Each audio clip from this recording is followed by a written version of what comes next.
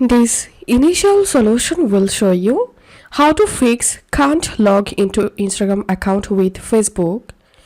So first of all, open your Facebook app and tap on your profile menu.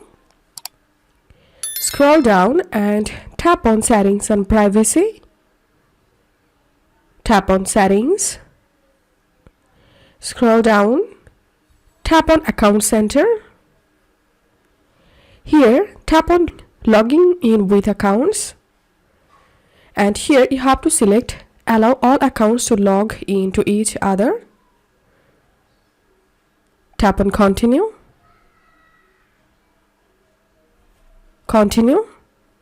And after that, go to your Instagram and again try to log in into your Instagram account with your Facebook and hope this will fix your problem.